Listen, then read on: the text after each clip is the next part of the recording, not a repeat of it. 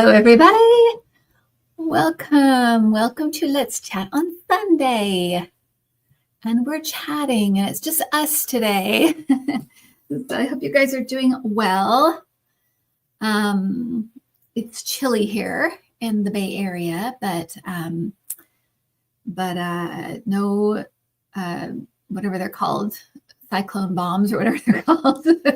None of those things happened, or whatever they're called, storm bombs or hurricane bombs or whatever they were. Yeah, so we're doing good. Hope you guys are all doing well.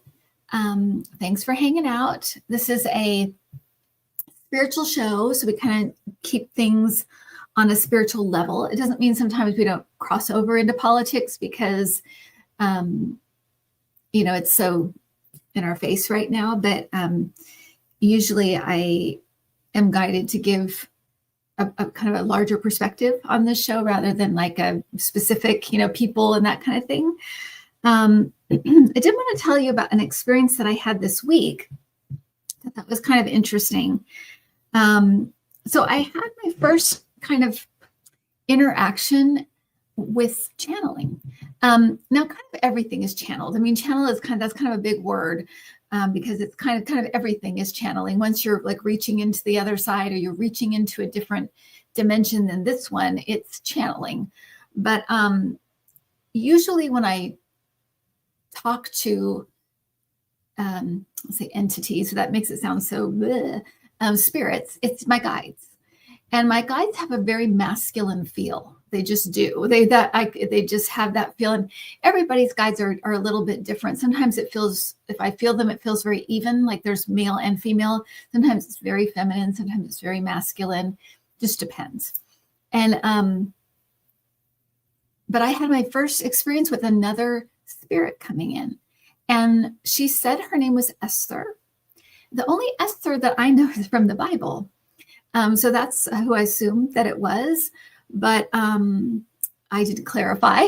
For some reason, I was just kind of like taken aback a little bit because I just wasn't expecting it.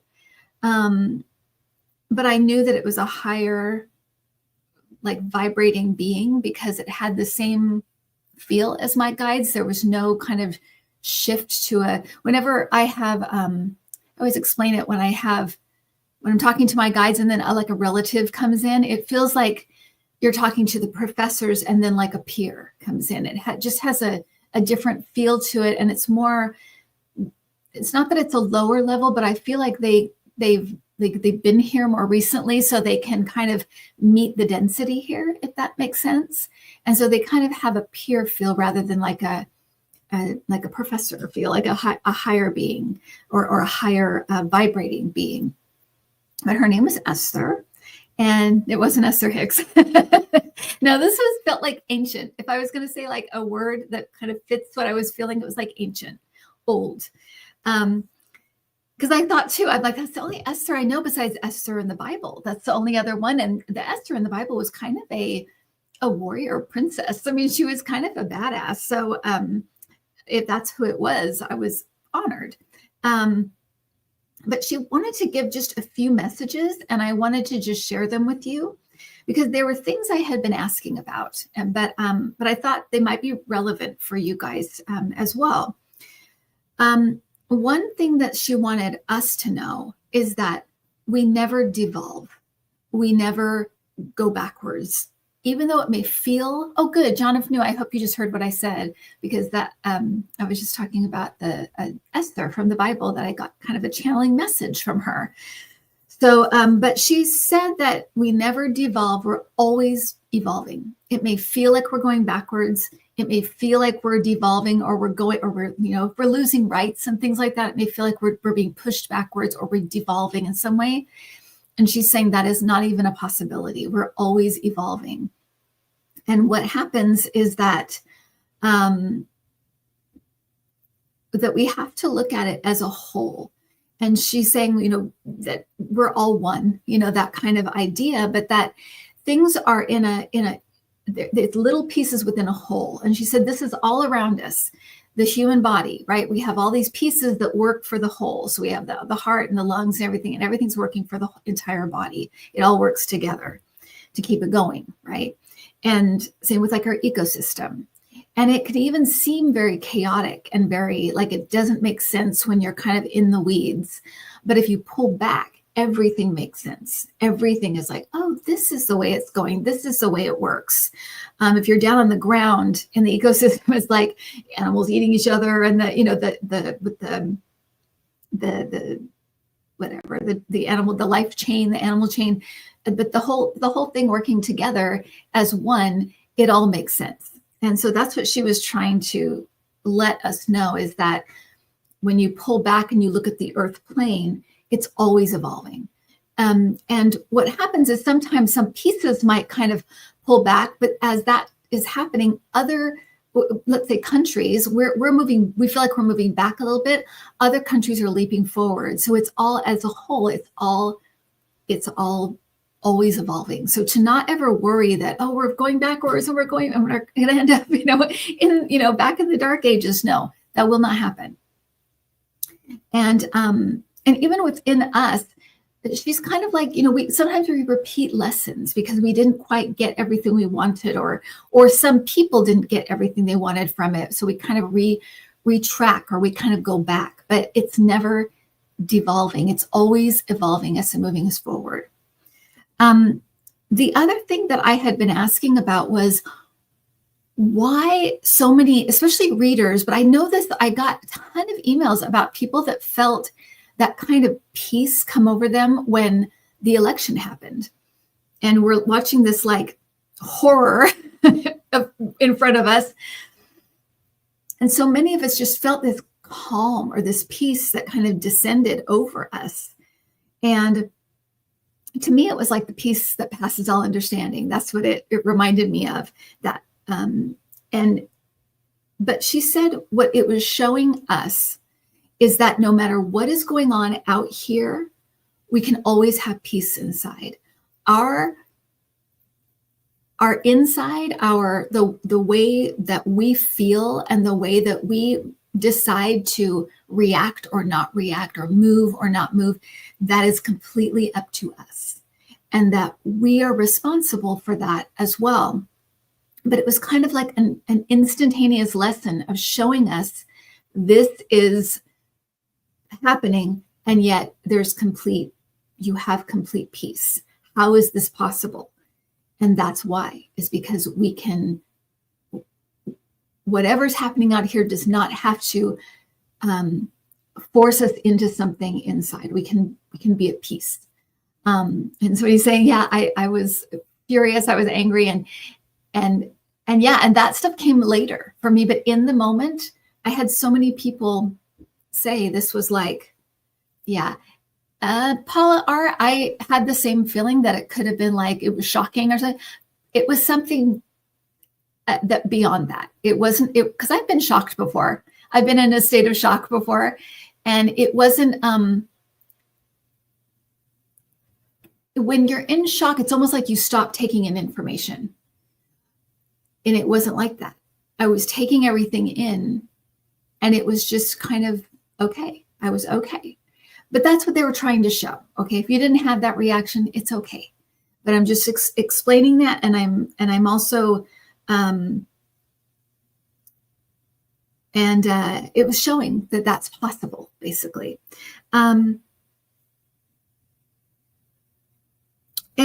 she also said about, because I had been asking about Trump and about Putin and stuff, and she said that these are two older men, they're later in their life.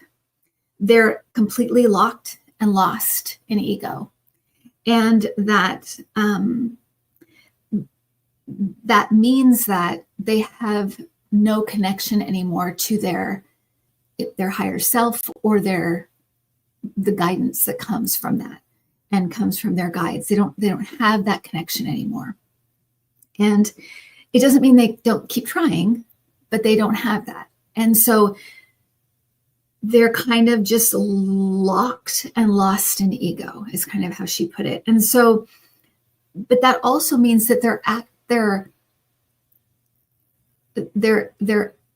when you are, when your personality, your person is aligned with your higher self, you're at your most powerful. That's your most powerful that you can be. And because they have locked off and they have lost that completely, they may have things that they can do, but everything is they will never be at their most powerful. Let's put it that way. And they're older men that are fading, and so, but I felt like mostly she was coming in to give us an overview. And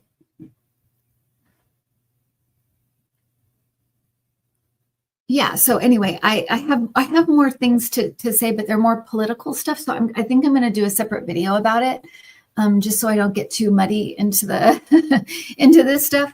But those were some of the things that she shared, and I thought that was really interesting. And she also told me that the because we think of, like, Kamala was like the divine feminine coming in, and now it was stopped, and is it still coming in? And she said that think of the divine feminine as you would the wind, that it kind of washes over you or kind of flows through you or into you, and it can't really be stopped. It's not something that can be stopped. It's here.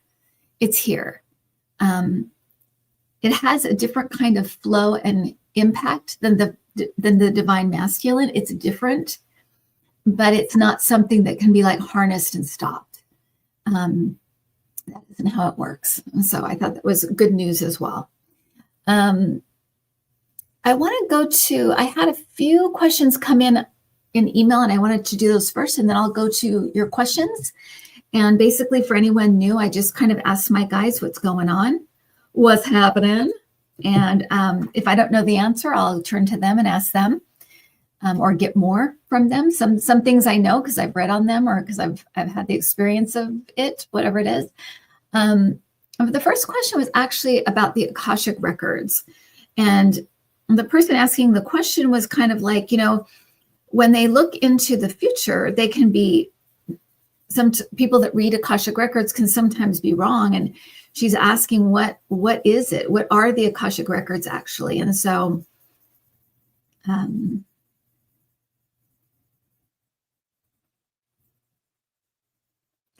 I kind of feel like they're like, we'll keep this as simple as possible. We're not going to make it complicated, because it can get complicated. And basically, they're saying that anything that is in the past is kind of like, it's set in stone. It's like history. It's written down. And all aspects, feelings, emotions, thoughts, everything that went into the individual is recorded. When it comes to future events, it's fluid. And so they'll have possibilities, probabilities, preferred outcomes. They'll have these strands, but they're not nothing. It's not set in stone like it is when you're looking at past, like past lives and things like that. They're also talking about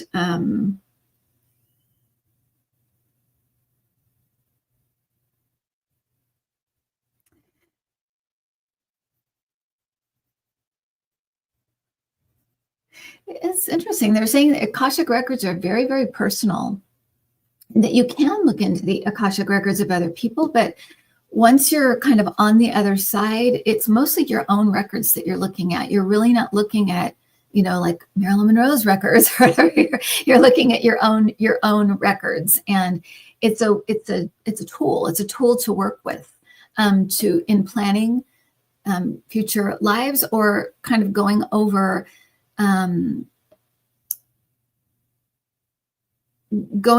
information, and it's used as a tool, really, on the other side, and it's very personal. I almost want to say the word sacred, like they're kind of a sacred tool. But when you look at future, it's kind of like here, it's fluid. And I'll use the Brian Weiss thing of the event is the destiny part, or the meant to be, or the part maybe you put in place when you're doing contracts or planning your life, whatever you want to say. When you're planning it out, you put these events in place. Those are set in stones. Those are kind of destiny, but your reaction to it is free will. I'll give you a good example. It's kind of a personal example, but it's a good one, so I'll just share it. My sister is great with if you've ever had a reading from her, she's wonderful with cards and channeling with the cards. She's very, very good. And she's told me more than once that I'm meant to go to the Arthur Findlay College in England. And I'm a little bit obsessed with it, I would say. I know, we talked to Lizanne, who had gone there, and we're going to be talking to Debbie next week, who's gone there. And I've had several opportunities to go. And you guys know that I go to England to see Cassie, so I could probably go whenever. I don't want to. I don't want to right now. I'm too intimidated. I'm too scared. I don't want to do it. So, but I've been told by my guides, this is what you should do, or this is what you're going to do, that kind of thing. And I'm just like, no, I don't want to do that. My sister is Chris. She has a channel called Cardvoyant. She doesn't really do the channel anymore, but she's a reader. Somebody was just asking, I'll put it up there.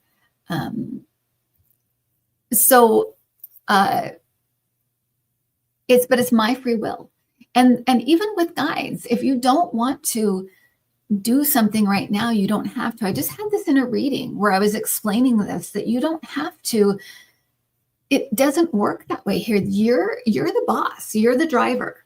So you can decide what you want to do.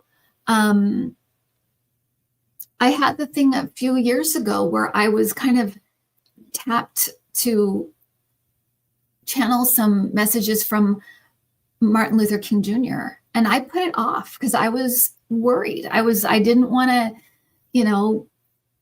it felt heavy to me to carry that responsibility. So I really waited to do it. And then I just finally did it. But these are your decisions. And it doesn't mean your life is going to fall apart if you don't do exactly what your guides. It's just saying that you'll probably have the opportunity over and over and over again because it's you put it in your path for a reason. And maybe at some point when I'm 85 years old, I'll be like, oh, what the hell? But that is how it is. And so with the Akashic Records, they're saying that until it's actually done and it's in the past, it's not really set in stone. It's a little fluid, and it records everything. They're making me feel like it records feelings, emotions, possibilities, that kind of thing. And then once it's set in stone, it's written more like history, and it's set. So that may tell you that if you're an Akashic reader, your most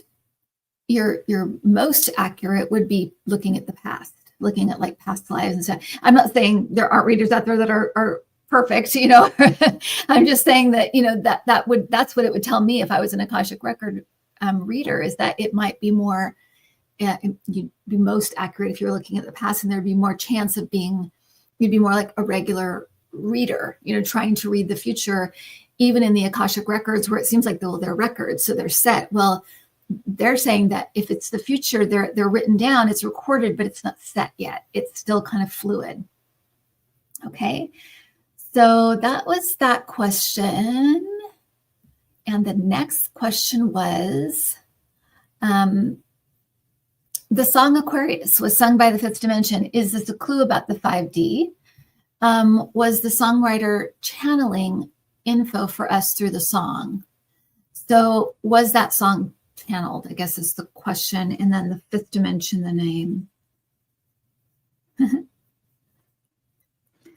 So for the name, I'm getting like everything that looks very like late 60s, early 70s, like Love Beads. And so I feel like the name was just kind of like, it's trippy, man. It's a Fifth Dimension. It wasn't necessarily an Easter egg, although they could have gotten that, in a channeling way, even though maybe they didn't realize it. So maybe if it was channeled, it was not on purpose. Let's put it that way.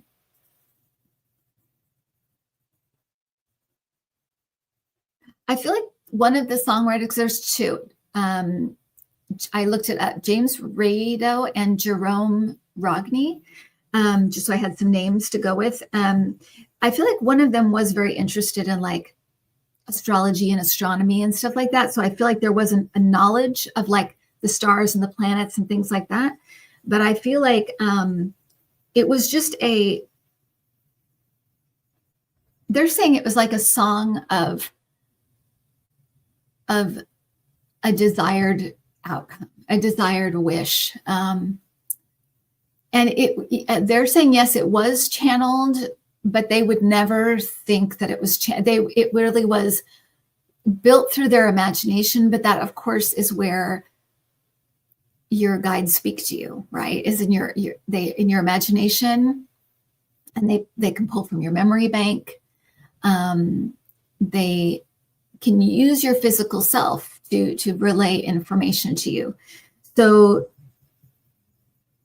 I'm getting, I guess the answer is they would never say it, but it is somewhat channeled. For them, it was more knowing about these things, like what's going to be happening in certain times with certain planets and things, and also this kind of desired wish for the world to come together and be peaceful and loving and that kind of thing. So that's what I got. And the next question was, why would someone choose to be an abuser or someone who harms others? Yeah, and this question, they mentioned like mass killers and things like that, and I'm going to ask about that. They just said karmic ties, so I feel like there is, it can be written into a contract, although they're making me feel like that doesn't happen as often as people just going off path and getting, because you can just get off your path. And they're saying, especially people who have like put a lot on their plate. And they're saying like circumstances coupled with like having some mental illness and things like that, some biological things that go wrong. But they're saying that even though it's like they go off path, it's always used. It's always used for good. It's always turned for good. It's always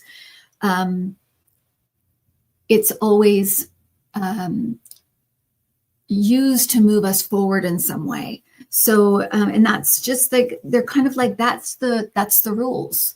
That's the rules, that there isn't really, negativity is they don't want me to say like it's, a negativity is like a circumstantial state or a circumstance state. It's not something that is, it never stays just that. It always moves into something that is better or good or learning, moving us forward, pushing us forward.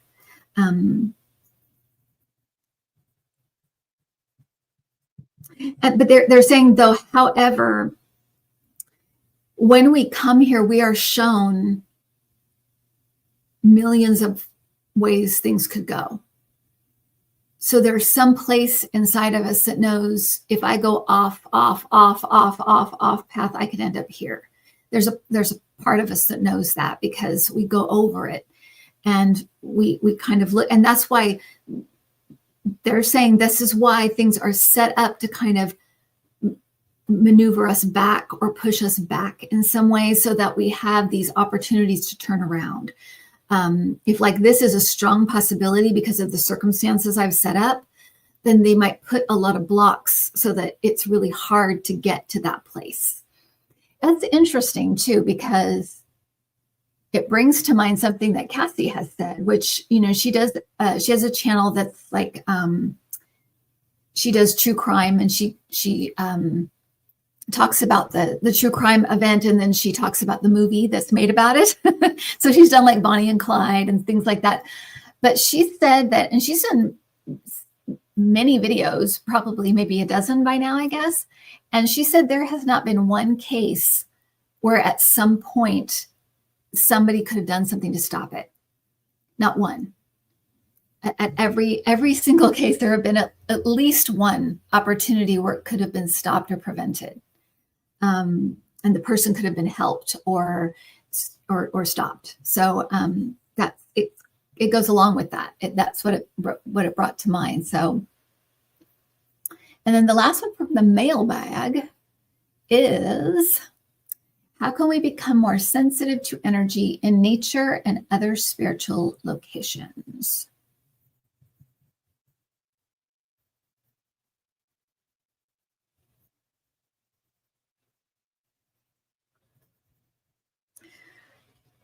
Okay, so they're saying it's going to be all feeling.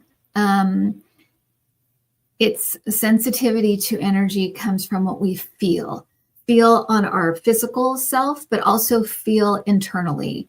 And they're showing like stuff going right through us. So you may feel it like I may feel it on a kind of more of an emotional level because I'm an empath.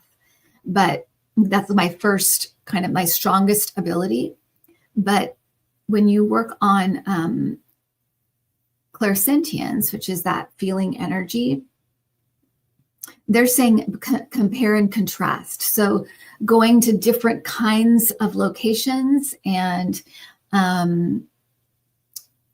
being in the location, getting quiet, feeling what it feels like, and then putting it to language. And this is an exercise that I've done in my classes before. And it's important to put it to language because it kind of imprints what I'm feeling. Because sometimes you feel something, but you're not quite sure what you're feeling. And that's why it's really important to dig in and really feel it. So go to different kinds of locations and then you compare and contrast. If you go to like an amusement park versus a cemetery, those are two extremely different types of energy. And so the more that you can do that, kind of compare and contrast, the more obvious it will become. They're saying this is such subtle work.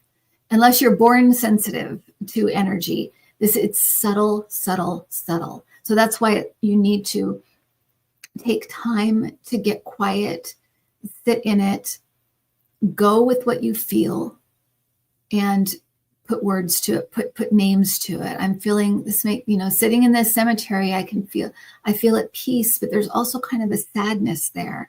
A really good example of this recently, my sister went to do a psychic fair in Salem in Massachusetts. And I guess it's huge. I guess it's just like it's called like the Witchy Fair or something. And she said the energy was very, very unsettling.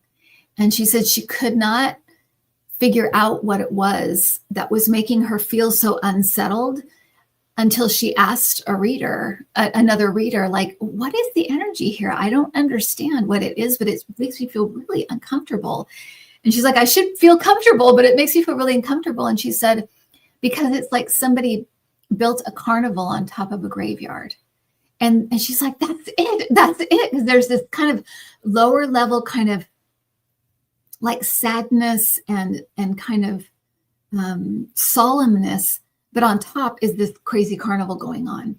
So that's what it is. But being able to kind of sit and feel it and go into it and name it, that's what helps you to start recognizing, oh, this feels like when I was in that graveyard. And when I was there, I felt complete peace and complete, a little bit of sadness, but whatever. So you're comparing and contrasting, and they're saying that's the best way to get sensitive and to recognize different energies. So, okay, so I hope that helps.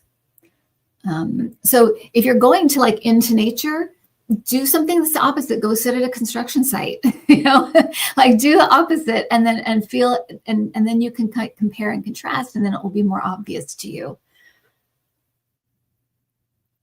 Okay, so let me go up here.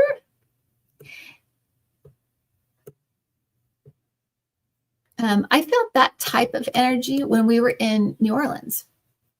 A lot of really mixed feeling because there's so much joy in New Orleans. There's, it's so much of it is happy. Even the music is happy, right?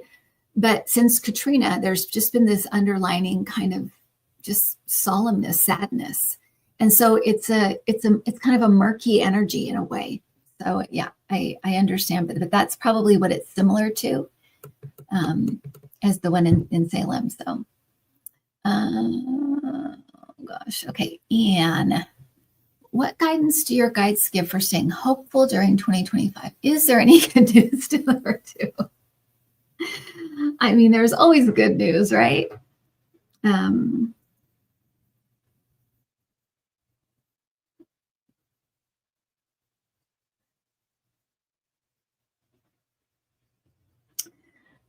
They're saying for, I don't know if they're saying like wise people or people that are, want to get the most out of this time. They're talking about really, it almost feels like how we were during COVID. It's a time to kind of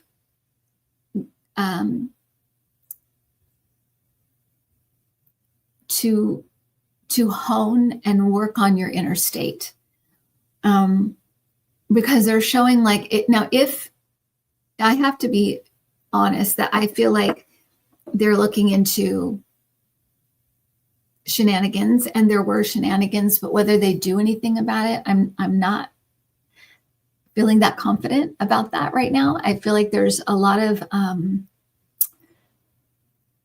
the Democrats are a fearful group. They really are. They fear their donors. They fear their, they losing their seat. They have a lot of fears. And in general, I'd say in Washington, there's a lot of fear-based stuff. And it can look really ugly and it can look really weak. It's kind of the two sides we have right now, right? Ugly and weak. And or just not as strong maybe as they should be. But I'm not feeling great about it for some reason, but it may change, may be different as they learn more and as they go forward. So, but it kind of feels like to me, they're saying we'll have the same kind of opportunities because, and they're saying too, you can get on the roller coaster. You can watch the news every day and get kind of involved like the last 4 years that we had with this person, or you can take a different approach. And I feel like that's one of the things that Esther was telling us, was that your inner state doesn't need to reflect what's going on out here. It can be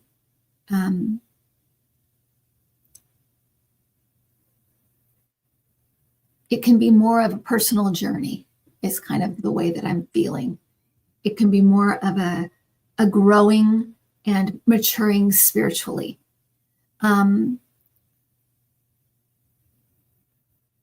The thing is that they're showing that people,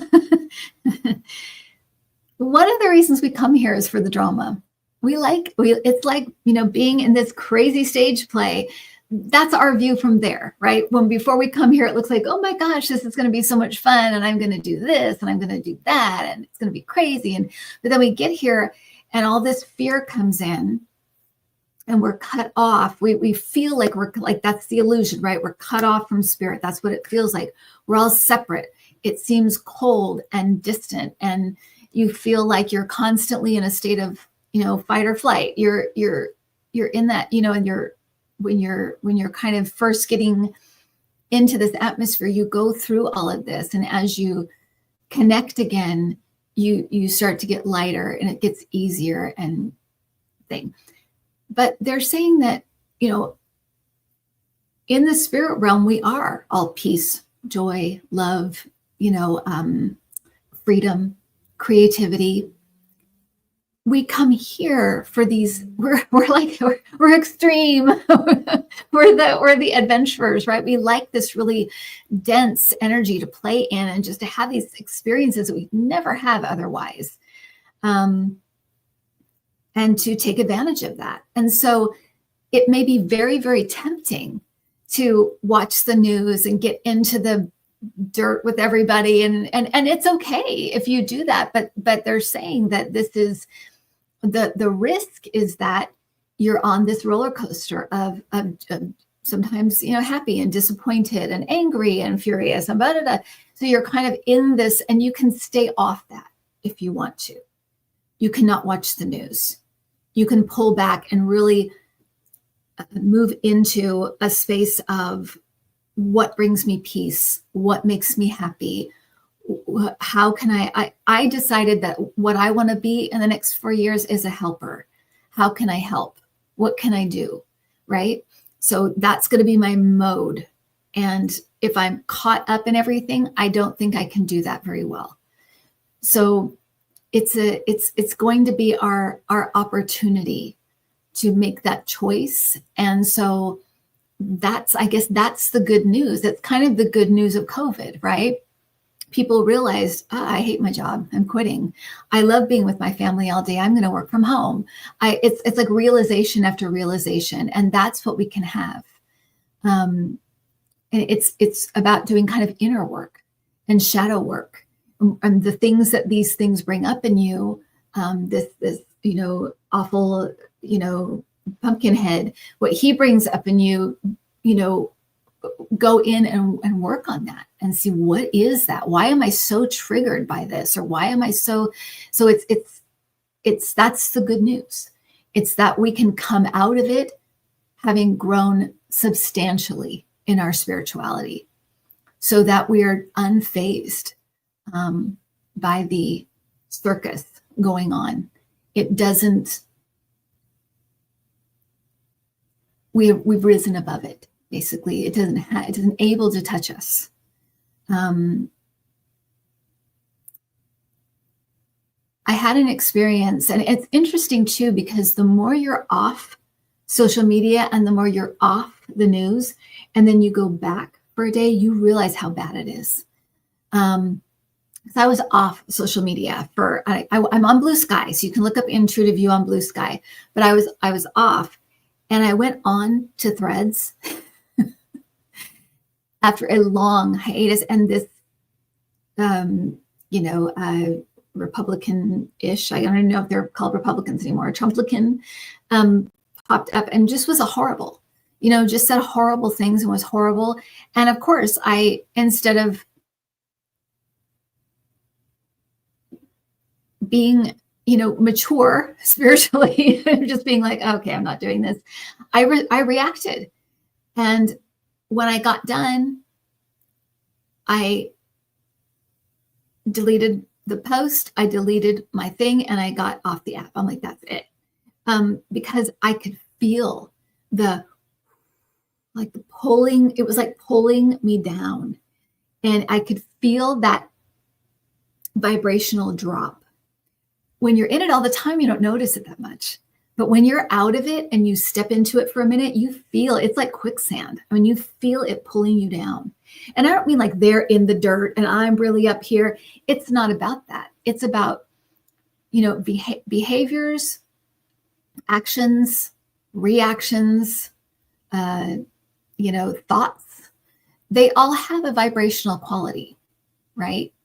And these denser, harder, meaner, those just have a heavier vibration to them. They're heavier because they are very fear-based and guilt-based and shame-based, and all of these things are like wrapped up in it, and they're all very heavy, hate, grievance. All those are heavy, heavy energies.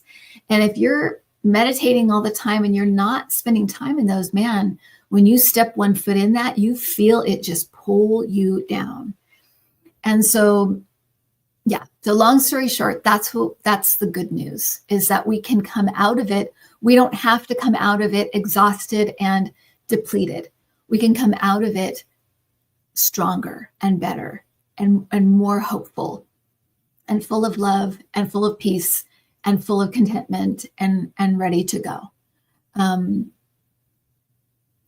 more connected, right? So that's what they're saying.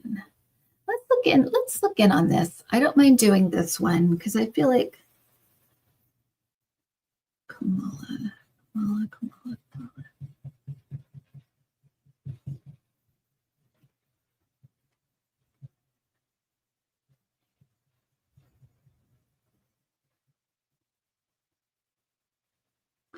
I mean, I feel like it's a bit of a roller coaster. I feel like she's very up and down. I feel like she definitely has moments where there's worry and concern and sadness, but she's a very optimistic person by nature, it feels like. So I feel like she's constantly turning to that or leaning into that. So I feel like she's up and down. I feel like she's probably like most people, but I feel like her nature is more up and more joyful, more lifted. And so she doesn't, if she moves into those lower energies, it's not for long. But she has those moments, and I feel like there's a lot of like, could I have done more? Could I have done this or that to make a difference? But she also knows that there was a lot of cheating, that there was a lot to overcome. Because even if take away the cheating that we're feeling, and just look at the voter suppression. Texas was just throwing out tons of votes. That's what Georgia does too. So that's cheating. In my opinion, that's cheating. That's just it was just put into law, but it's just throwing out votes. So, we already knew we had a lot to overcome. And then when there's things coming in the back end as well, that is, or through the back door, that is another layer of having to overcome that. And it just wasn't enough. But she goes over like, what could I have done more? Could I have done, what could I have done? That kind of thing.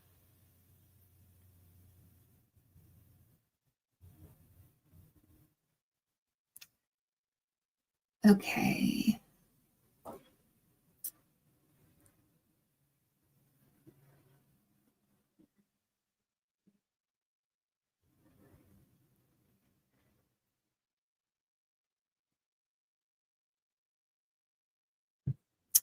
I've heard of future cuts to veterans benefits, Social Security. I'm worried. Are my feelings unfounded? Craig. So I'll take this one and this one as well, because this is asking about immigrants being rounded up and things like that. And I feel like in both of these, they're going to try. I feel like they're going to try, but I feel like it's not going to be, none of these things are going to be as easy as they think. None of them.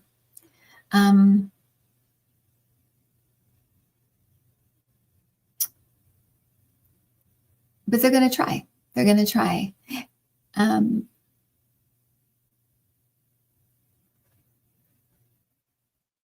Yeah.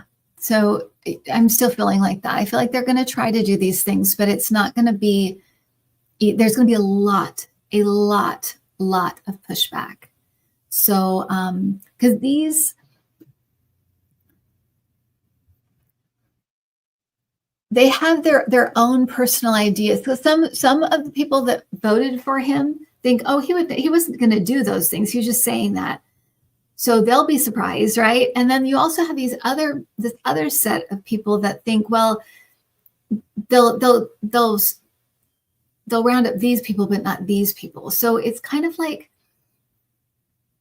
seeing it happening in front of you is very different than an idea of what's going to happen. And I feel like once, just like the Muslim ban and all these other things that they tried to do that people really reacted to, it doesn't mean people may not get caught up in this and get caught up in being sent away or, that kind of thing. It doesn't mean that, but as they try to implement some of these things, there's going to be a lot of pushback.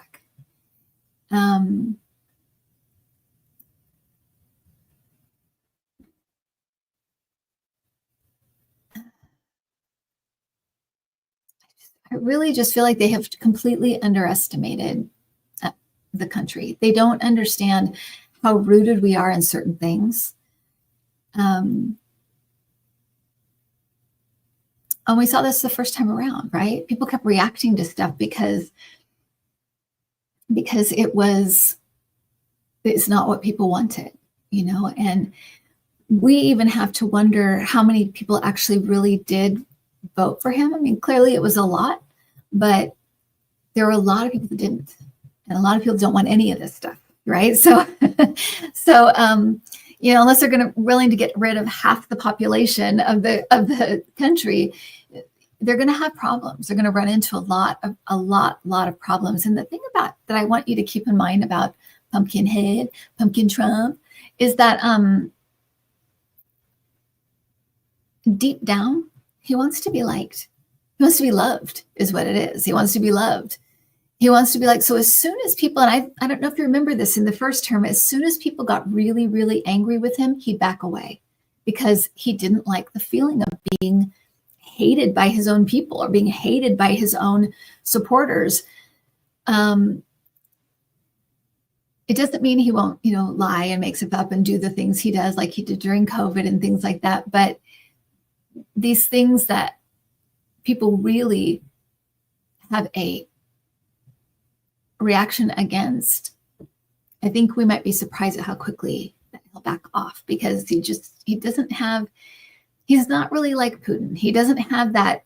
He's very inside. He's very weak. He doesn't have that, whatever that is, that Putin is just that mean, cruel. I mean, Trump is mean and cruel. Don't get me wrong, but their motivations are different. Trump isn't an ideologue. He's just and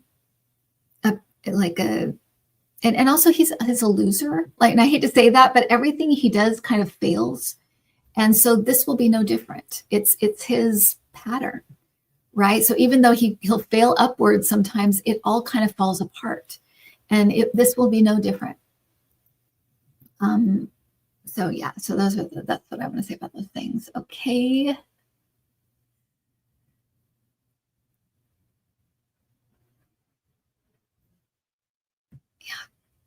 Andy, did we readers tap into the energy of hope that the election was stolen instead of tapping into a fact that the election was stolen? Did we read each other instead of the election? So Andy, I kind of went over this where my guide said that when you tap into something, especially something like this, right? This involved the world. It wasn't just even our country. It was the world. And when you tap into something that is so focused on, everybody's focusing on it, that you tap into probability like you normally would. You tap into the most probable, which you normally would, but you also tap into the most preferred, because there's just so much focus on it. And there was a preferred outcome by an awful lot of people in the world. And it can be kind of like a neon light in a way. And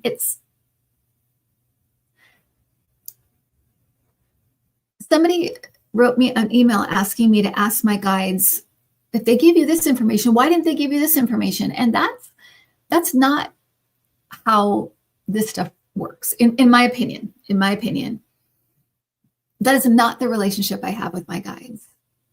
I know that they're trying to give me the information, and I know they're doing their darndest. If there's an error, it's me. It's that I'm not getting it. I'm tapping into something else that's just louder. And like I said, that preferred outcome could have been louder. And it's what I wanted too. So it could have just been a louder thing that I was tapping into, but it's still a possibility, right?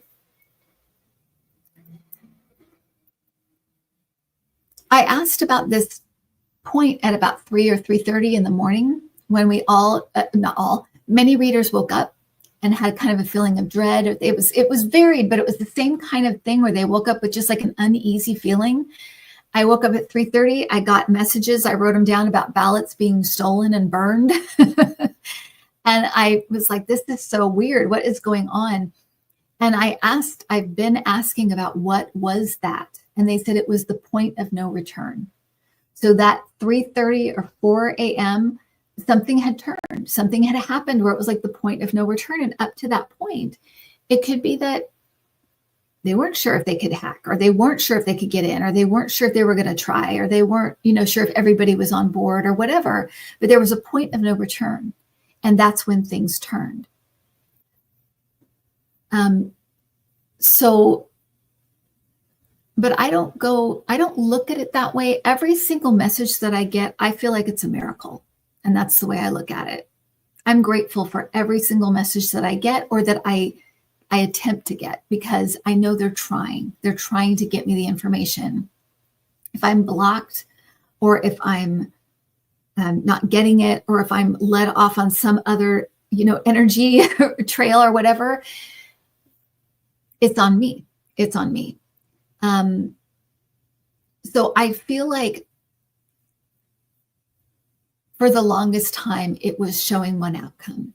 And I feel like that was the outcome. But I feel like things changed and were being maneuvered and messed with. And from what my guides have said was there was a point that happened the morning of the election that was a point of no return. And that's where we get into that preferred outcome, right? Everybody wanted a certain outcome. Only a small portion of people in the United States wanted a different outcome, and maybe in Russia, maybe one guy in Russia. But yeah, so that's what I have to say about that. But I put it on myself as a reader, and I know that my reading percentage is up in the 80%, which is good. I feel like that's a very good readability. The readability that I have is up in like the mid to upper 80s. That's good. You're never going to be 100%. And with something like this, where the whole world is hoping, the whole world wants something, or the most of the world wants something, you're going to be pulled. You're going to be pulled in different directions. And that's why they brought up the idea of a preferred outcome when something is this big, that you might get pulled onto that. But to me, it's like nothing was really going the other way until when it got like a day before the election and the morning of. So there was something happening and changing in that time. And I know my last reading on the election was about 4 days before the election. And they've said before, the closer you get, the more accurate you're going to get. But even like my dowsing rods were like soft yes, soft no. I don't know if you want to go back and look at that video. It's like everything was like soft this, soft that. And I couldn't figure out why, except that, it's just so close. But now I'm thinking it was because this plan had been set in place. And so, and Andy, the truth is too, that I think there had to be an awful lot of people that voted for him for even stealing it to work, So it's disappointing. It's just disappointing in my fellow man. I mean, it's just disappointing all the way around. But it just told me that we have work to do. And also we've got a whole section of our country that's brainwashed. They're basically brainwashed. They've been lied to. And even if you show them evidence, hard evidence right in their face, they don't believe it. And I don't know what you do about that. We're in a quandary. And so I think all of us working on raising the vibration as a whole will help to automatically kind of move us into truth, because truth is a high vibrating thing. Lying is a low vibrating thing. And if we're all pushing for that higher vibration, truth becomes more evident and more obvious, and maybe they'll feel it more. If that vibration is really loud and high, they can feel that and have a different reaction to it. But we're in a weird place right now. Yeah. Okay. Questions. What can I do to support you and this channel? I pray in sunlight. Thank you. Oh, that's so sweet, Gina. Everything. I mean, yeah, just showing up and you're in the club. I know you're in the club, and yeah, I mean, I'm not really I have my stuff on my website, and stuff, but I'm not like I don't think of myself like, even though I'm doing an interview pretty soon about being an entrepreneur, I don't think of myself as an entrepreneur. So I'm never like pushing stuff, whatever. I let you know what's there. And, but to be honest, I never want to be dependent on the channel for financial, wellness. I want to make sure that the work is primary, and my objective is just to help people, whatever I can do. And that doesn't mean I'll always succeed, but it means I'll try. I'll always try. So yeah, any emotional support, and if you like what you see, let me know, and I'll do more of that. Or asking questions on the channel, just being active in the chats and things like that, doing thumbs up, sending it to your friends too, if you think other people can use what is happening here and what we're kind of delving into on the channel. If you think people can use it or it would be helpful to them, send it to them. But yeah, that's really it. That's really it. But yeah, thank you for that. That's really sweet.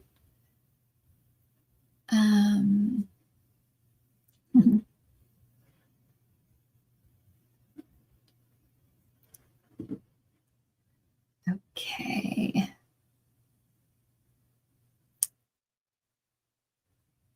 It's warm in San Diego. I love San Diego. Oh, good. Welcome, Tina. So we'll take a couple more questions.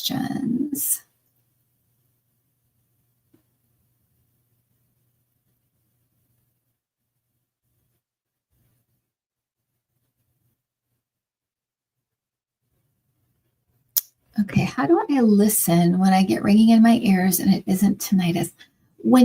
James, if you get ringing in your ears from something spiritual, tell them to back up. Tell them to back up. A lot of times when I feel like, I use the example of when we went into the Chelsea Hotel, I felt like spirits just rushed up to me and I got so dizzy. I felt like I was going to fall down. So, and it's one of my, it's when the energy changes, and it really does make me feel like I'm just going to fall down. It just feels like I'm swaying. And I tell them to back up. And the same thing is with the ringing in the ears. Usually with the ringing in the ears, if it's a spiritual thing, it's a very high vibrating being, usually an angel. I always think of angels or just very, very high vibrating entities. I have gotten low tones before with certain spirits or with certain questions or things like that. So I know that those exist as well, where it's kind of a lower tone. But you have to realize too that everything is tones on the other side. Everything has a vibrational tone to it. That's why they always talk about like the music on the other side, and that everything seems like it's singing. It's because everything has a tone. One night as I was going to sleep, my mom came in and she said, "This is my tone." And she did this like hum, and it sent like chills through my whole body, but it's because that's my tone too. And that's what, a lot of times that's what connects spirit families. I feel like they're telling me all this, like it's just coming in, but everything is tonal there. And so the closer you get and the more tuned in you get, the more you might hear tones. And so if that, maybe that will give you some perspective as to what you're hearing. So you might ask, who is this, or what is this? So you can get more of a feel for who or what it is. And you can also ask them to back up. I know Debbie has she uses the imagery of like a big dial and turning down the dial. So whatever works for you, but I usually just say back up. I can't.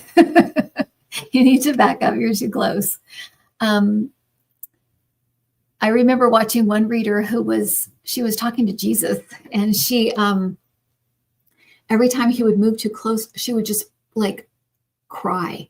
Like she would just get like completely emotional. And then she'd say, back up, back up, back up. And then she'd be fine.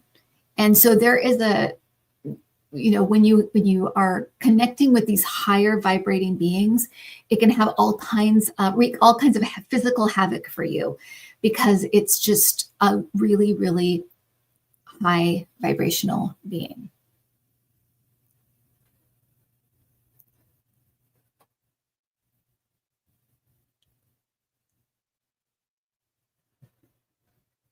Yeah. And Rob is saying, yes, everything is vibrational.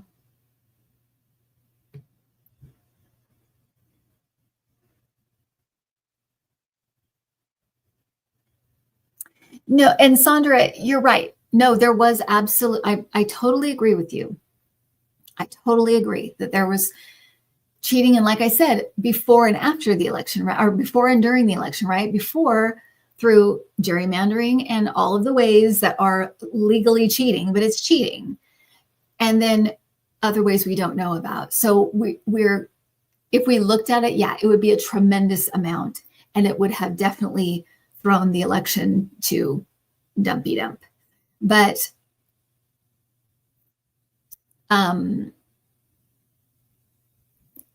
when I get the question from people as to like, why didn't you get that there was a bunch of cheating? Well, the cheating that was out in front of us, we know about, right? The other, I had mentioned that I felt like there was going to be cheating, but I didn't know on what kind of scale, or that it would be, that would affect the outcome. That wasn't coming across to me. And like I said, I think there was some point in the early morning when it was like, they did it. He's going to win. They've done it. The point of no return, right? So that's what I'm talking about. So I think we're in agreement, but we're just hearing it different. Maybe I'm not explaining it very well.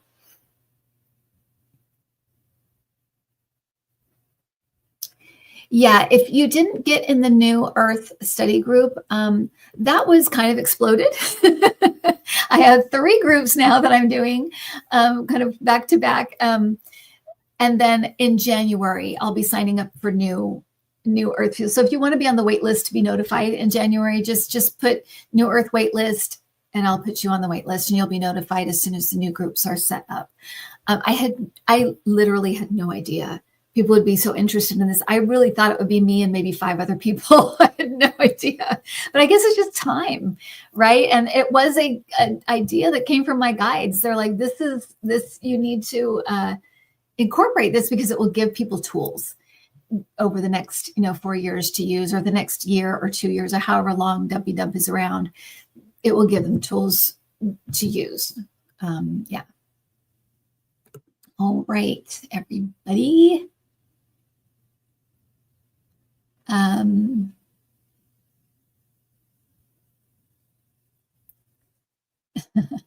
Yeah, and that was the point. So Barbara said, my guides told me last night not to be attached to outcomes, and I said, easier said than done. And that was the point that I was making, is that we come down here for these experiences, for these really crazy experiences, and I didn't get to the point, which was that when we do live these very spiritually aligned lives, we can get bored, and we crave like some, ooh, what's going on, what's happening, we can want some drama, and so it's easy to get sucked back in. And they're just letting us know, in this case, it's not good for us, but you can do what you want. You're the boss of you, so you can do what you want. And if you want to ride that roller coaster, go ahead and ride the roller coaster. But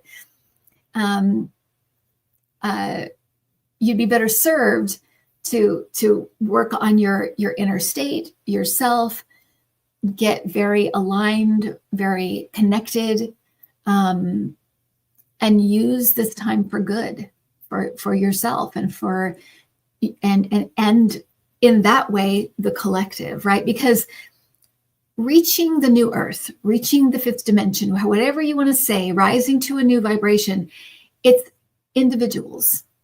It's individuals creating a collective, right? So if you're working on your own stuff, you're working on it on behalf of everybody. And also anything you do from that space, whether it's write a letter or, work on a campaign or go to a march, whatever, that energy gets infused into that action, and it's much more powerful. It's at its most powerful, right? So that's another reason to make sure your inner state is connected and strong. And then what some knucklehead says or does, it won't rattle you. It won't knock you for a loop. It won't, knock you down. It will, you'll know exactly how to respond because your guides will give you guidance and you'll hear it. Oh, Gigi, welcome to the club. Yeah, you can, are you serious, Kelly? What is this guy's issue? Poised to Miami. Fine, Hercules, buy everything. We're not watching it anyway. So go ahead and do it, you big jerk. And this, this, the other thing, it's like this doesn't, they can acquire stuff and acquire things and I guess acquire power, but why? What are you even doing anymore? I don't even think they know really what the end game is. They're just doing it. Just to see, can we do this? So that's such a Hercules. I know, I love that. I love that phrase. Stupid Hercules, go ahead. We don't care. Yeah. And I call like the cabinet that he's putting together the teeny weeny brigade because that's what they are, clearly. And see, that's me being very spiritual, sitting around and making up names for them. I think that's a great use of my time.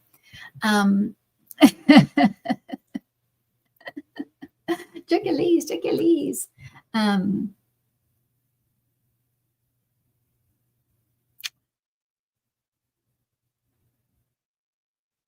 Yeah, and that's the other thing about like kind of raising the vibration and raising your own vibration, and anything that you do from that space will be more powerful. And so even if you're writing a letter to Biden saying, look into this, it can draw his attention, or it can, it has that kind of power. It's different. It's just a different vibration that you're sending it with.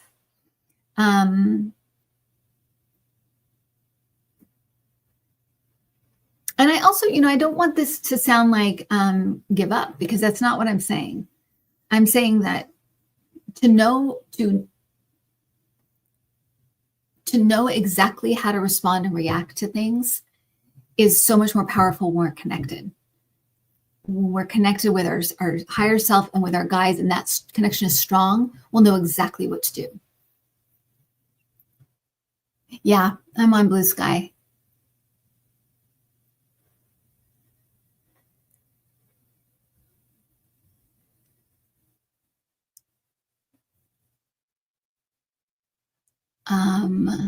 Let's see.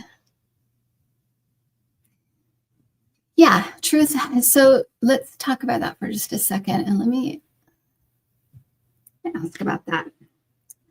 When we start to see this, because that's what really gets to a lot of us, right? Because even if you're an empath, you really, really feel it, like you did with the family separation. But even if you're just a kind, loving person, you're going to feel it.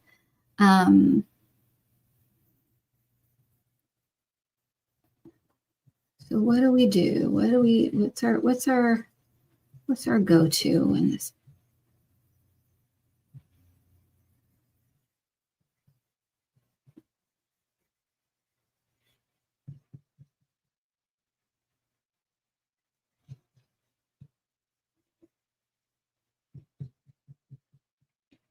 So they're saying move into acts of love and help.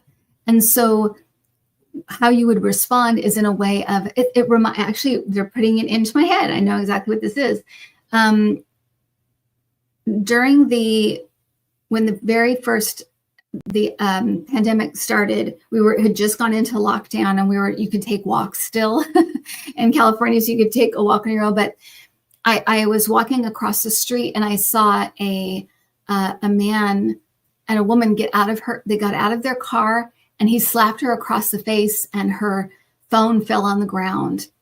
And he grabbed her, and I could see her fighting with him. And I walked right over to her and passed him up. I didn't even look at him. I just made eye contact with her. And I went up to her and I said, "Do you need any help? Do you need help?" And she said, "Yes, call the police."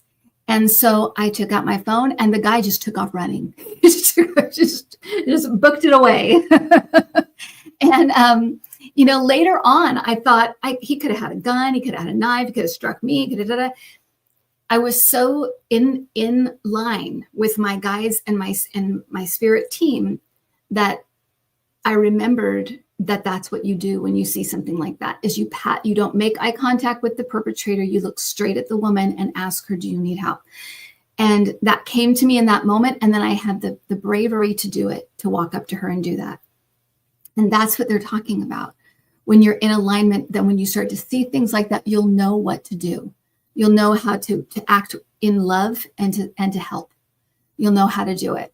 So that's what we're talking about. And when you're disconnected, when you're just in the drama, you do things that maybe other people are just doing, but maybe it isn't the best reaction. Maybe there's something else that's better.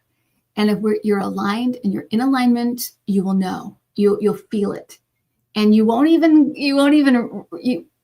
will be like a natural reaction. It'll be a natural thing to do.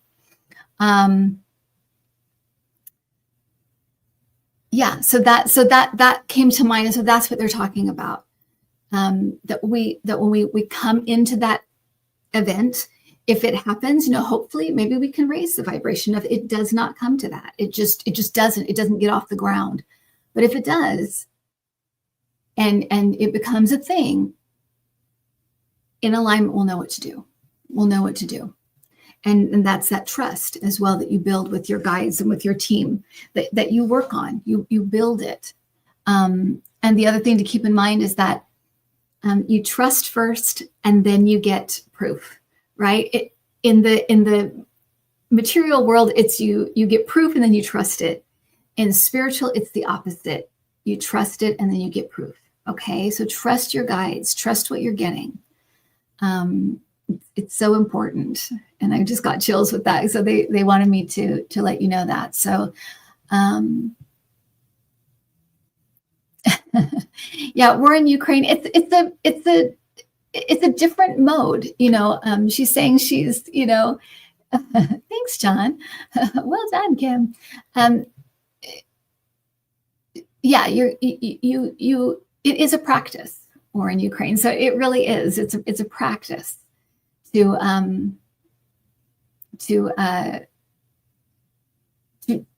flow with that, and it's a flow thing, because they're actually when you open yourself up to communicate with your guides, you're creating that flow. And when you do it all the time, that's what creates that flow back and forth. And so it can just kind of flow in when you need it. And it flows in when you need to hear something. It flows when they need to give you a message. When you don't open up to do that all the time, it can still happen, but it's just a little bit more stop and start. Like you get stuff sometimes, but then other times you don't, or you get stuff and you don't know why you got it or how you got it. It just happened. That means that you have kind of a stop and start kind of flow. It's like the door opens and it kind of closes, and it opens and it closes. If you connect every day, whether it's through cards or prayer or meditation or mindfulness, whatever it is, if you're just opening that door every day in some way, it will create that flow. And when it needs to be there, it will be there, and you'll be able to hear it.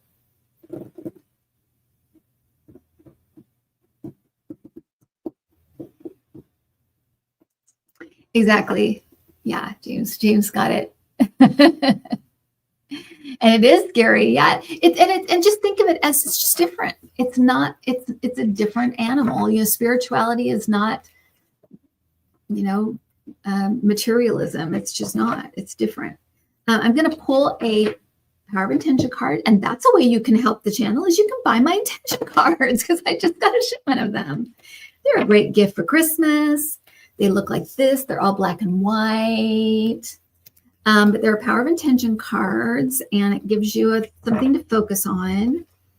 And I am going to pick a card for us to focus on. Ooh, I love this one. So that's the picture. It's a butterfly on a flower. And it's number 47, transformation.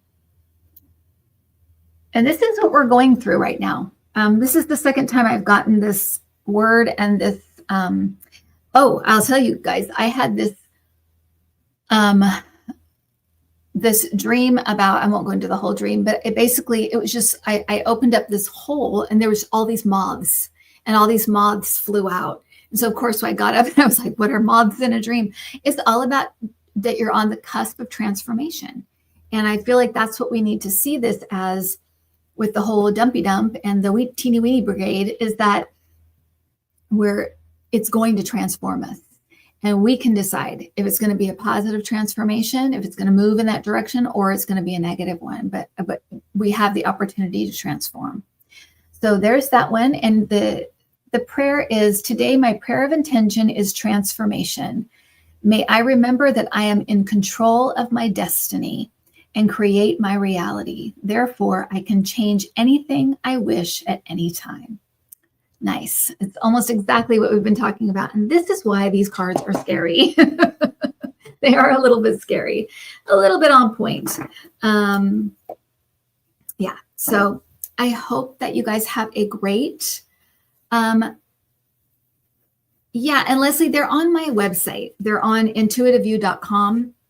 I usually put it in the description. I don't think it's there right now, but it's any other video, you can find it. And they'll be there.